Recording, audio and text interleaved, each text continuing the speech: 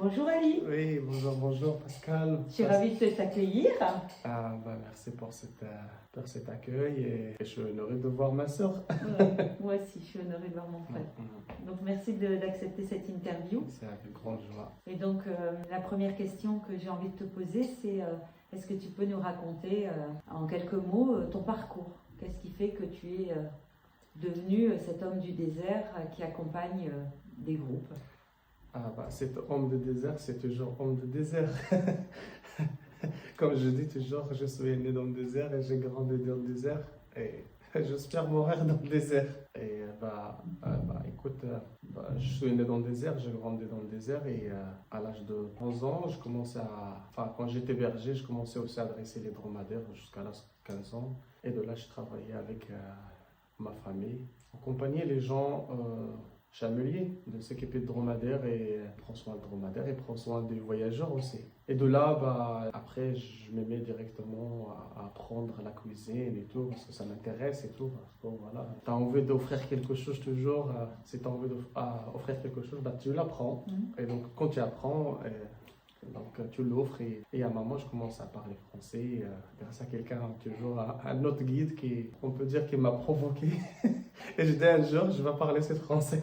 Et je commence à parler français et du coup, je me mets directement à guide. Et après, un jour, je me dis, écoute, je connais le désert comme ma poche, je grandis là et pourquoi pas de faire quelque chose. Et aussi, je conduis ma famille aussi. Donc, créer quelque chose avec quoi que ma famille me suit aussi et de travailler quelque chose de la famille. Quand on parle à la famille, on parle pas bien sûr de frères, mais plus loin aussi, les cousins et tout ça, mais même pourquoi pas les tribus. Et donc, j'ai créé ça et je commence à accompagner les groupes depuis 15 ans, quelque chose, 20 ans, à peu près entre 20 et 15. Ça, c'est accompagnateur. Et aujourd'hui, voilà, j'accompagnais des groupes, plutôt beaucoup de leur retraite, de voyage, de leur voyage de conscience, tout. J'évite toujours, juste le voyage pour juste faire un voyage dans le désert et tout ça. Chacun, il va là où il a envie d'y aller. C'est vrai que tu m'as déjà dit, moi je ne fais pas du tourisme, je fais des voyages en conscience, des voyages, Oui, bien sûr, parce qu'en fait, à un moment où il faut se remettre vraiment de la réalité la réalité de la nature. Et quand on est conscience avec la nature, on choisit. Et on ne vient pas pour l'exploiter, pas pour faire ça, pas pour faire ça. Bien sûr, on vient pour ressourcer vraiment et retrouver l'essentiel. Retrouver l'essentiel. Ouais. Okay, alors justement, que représente pour toi le désert? Oui, pour moi, il n'y a pas de mots. En fait, si tu veux, on ne peut pas le définir parce que, comme on dit chez nous, le désert, ça ne se rencontre pas, ça se vit. Parce que chacun, il va vivre sa propre désert. Et pour moi, le désert, c'est, comme on dit, c'est un maître de soi. C'est là vraiment où on se trouve, c'est là vraiment où on est là nous-mêmes. Il n'y a pas de masque pour la société, il n'y a rien, mais juste t'es là en face de toi. Et pour moi, c'est un maître, il t'a enseigné beaucoup de choses. Face à toi-même. Ouais, c'est là où vraiment tu touches l'essentiel en toi et en même temps, ça te permet de découvrir ta propre vulnérabilité, tu vois. Et c'est important parce que voilà, on le perd à force de beaucoup de choses, malheureusement avec le système, la société, le schéma et tout ça. Donc, on perd beaucoup de choses. Mais quand on est en face à soi, le désert, elle te permet de connaître ça. Alors, tu dirais, quelle est la plus grande leçon, sagesse que t'a enseigné le désert? Beaucoup. C'est l'expérience. C'est l'expérience. Le désert, en fait, elle t'enseigne beaucoup de choses. Elle t'apprend déjà à se faire confiance et en même temps, ça te permet de voir le vide en toi. Parce que comme on dit, quand tu es le vide autour de toi, il fera le vide en toi-même. Et rien que le mot de désert, c'est la jachette d'état dedans, tu vois. Donc, tu rentres au profond de la vraie sagesse en toi. Et après, à force, à mesure de le voyage et tout ça, les rencontres, en fait, tu nourris cette sagesse en toi. Et la sagesse, moi, je dis, la sagesse, il ne vient pas comme ça, il vient par l'expérience, ce que tu vis. C'est pas, il faut rester dans un grotte et dire que voilà, je suis sage. Non, et aller face à le monde, face à tes peurs, face à tester tes colères en toi, ta haine, tout ce qui est vraiment caché, il faut le sortir et voir vraiment d'où il te ramène ça. Et après, à force à mesure, la sagesse, elle vient par l'expérience, après, il n'y a pas d'âge, on peut dire l'expérience. Il n'y a pas d'âge, mais on peut dire avec l'expérience. Plus tu vis d'expérience, plus ton corps est grandir, plus tu reçois, plus que tu transmets aussi. Et j'aimerais qu'on parle de ton écolieu, Source Gaïa, et que tu puisses expliquer ce qu'est ce lieu et qu'est-ce que tu y as fait, qu'est-ce qu'on va y retrouver si quelqu'un a envie de passer un temps chez toi. Voilà, raconte-nous un peu cet écolieu. Alors, ce lieu, en fait, si tu veux, j'ai toujours ce rêve, toujours. Mon grand-père, là, il est là-haut, il avait une ferme dans le désert, enfin, il le connaît dans tous les villages parce qu'on était proche de la frontière et avec les militaires. Donc, il avait une ferme et je vois les gens, ils viennent travailler, ils repartent toujours avec quelque chose à la maison. Et j'ai apprécié, on peut dire apprécié, c'est pas suffisant, mais plus que ça. J'ai aimé, j'ai adoré, ça m'a fait quelque chose. Et en fait, peut-être ça m'a réveillé encore plus profond la vraie fraternité, le partage. Ouais. Et quand les gens, ils viennent, ils prennent, ils partent et tout ça, et j'ai toujours cette idée. Je me dis, moi, un jour, je vais faire ça, ou je vais continuer avec mon grand-père. Malheureusement, il partait la ferme aussi, parce que voilà, c'est comme ça, parce qu'après, avec des militaires, mais bon. Et quand j'avais ce rêve-là, je parlais tout le temps de ces rêves. Il y a un jour, je me dis, ok, mes rêves, ils sont là.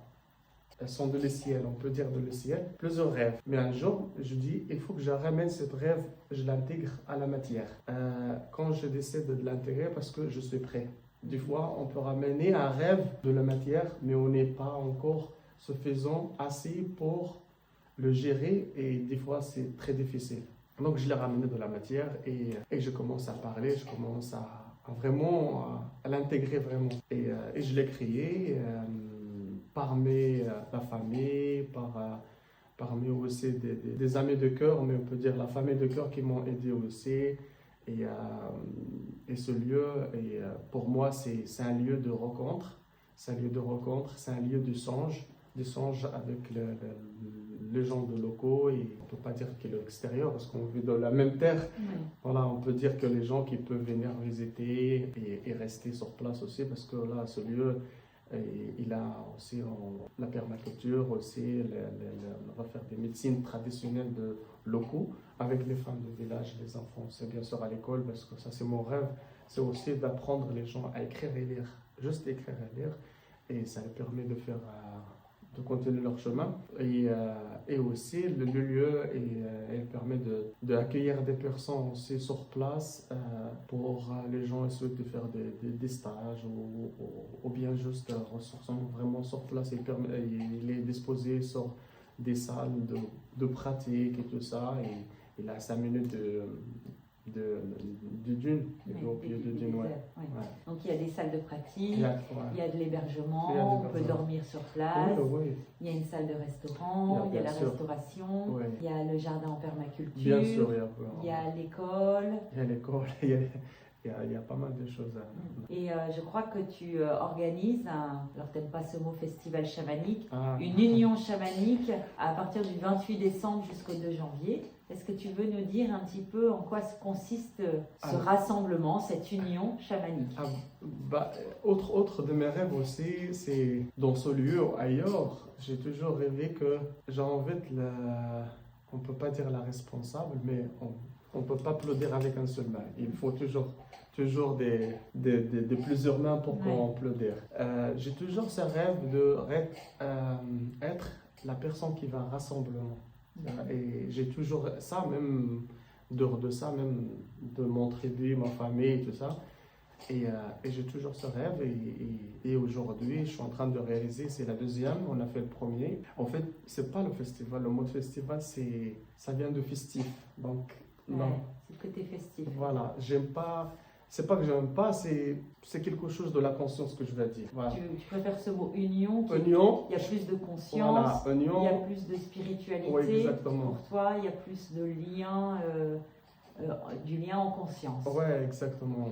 Je préfère oignon parce que c'est là qu'on a fait l'oignon chamanique et le jaune qui présente les étoiles. Les étoiles, on fait partie des poussières des étoiles. Ouais. Donc, oignon chamanique et pour moi, ce rêve, c'est de relier tous les peuples différents du continent et aussi de rassembler, de le partage, de la bienveillance, de transmettre parce que on est là pour nous, on n'est là pas que pour transmettre aussi notre sagesse, notre côté de désert et tout ça, mais on est là aussi pour recevoir. Mhm. Et c'est ce qu'il fait, la richesse de partage, de le respect et tout.